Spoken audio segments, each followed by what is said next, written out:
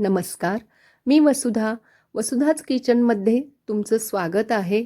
आज आपण बनवणार आहोत उपवासासाठी एक आमटी बनवायची आहे. ती आहे बटाट्याची आमटी.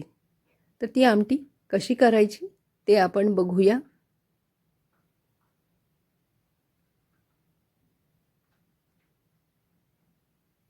ही आमटी आपण वरीच्या भाताबरोबर खायची आहे. त्यासाठी बनवायची आहे ही आमटी. वरीच्या भाताबरोबर जी लागते ती.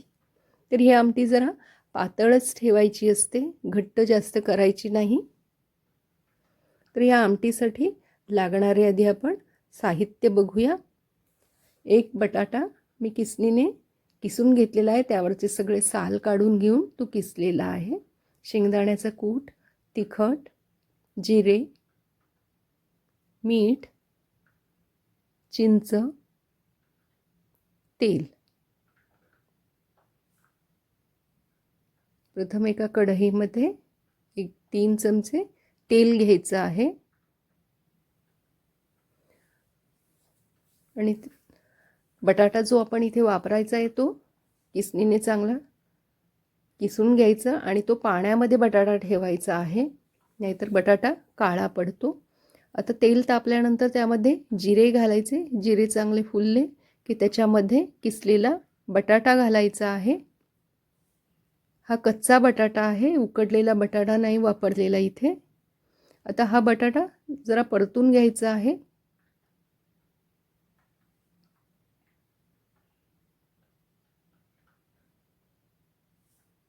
एक 2 सेकंद परतून घ्यायचा बटाटा आणि त्याच्यामध्ये आपल्याला 2 चमचे तिखट टाकायचे आहे. इथे हे तिखट म्हणजे फक्त मिरची पूड आहे, कारण उपवासासाठी आपण ही आमटी करत आहोत. तर त्यासाठी इतर जो मसाला आपला नेहमीचा असतो तो आपण इथे नाही वापरू शकत. तिथे फक्त आपण मिरची पूड वापरायची आहे.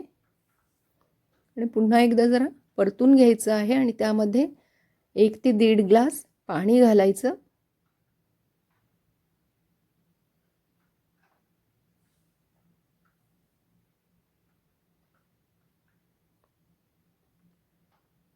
आणि याला आता उकळी येऊ द्यायची. हे लगेच शिजतं कारण हा किसलेला आहे, पातळ अगदी असतो, त्यामुळे ह्याला शिजायला जास्त वेळ लागत नाही. अर्धा चमचा मीठ घालायचं आहे.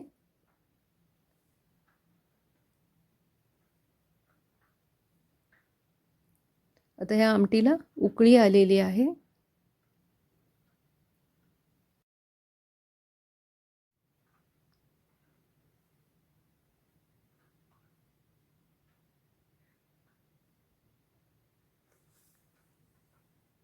याच्यामध्ये चिंचेचं पाणी घालायचं आहे, जी आपण चिंच थोडीशी भिजवून ठेवलेली होती ती.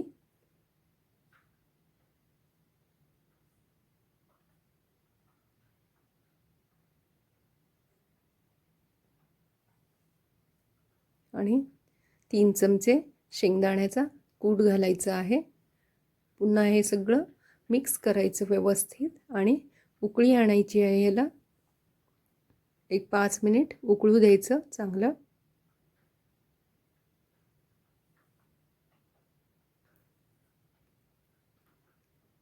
इथे कोथिंबीर घातलेली नाही आहे मी. आणि अशा तऱ्हेने ही आपली उपवासासाठी लागणारी बटाट्याची आमटी तयार झालेली आहे. ही रेसिपी तुम्हाला आवडली असेल तर व्हिडिओला लाईक आणि शेअर करा. वसुधाच किचनला सबस्क्राईब करा. पुन्हा भेटूया नवीन एका रेसिपीसह. धन्यवाद.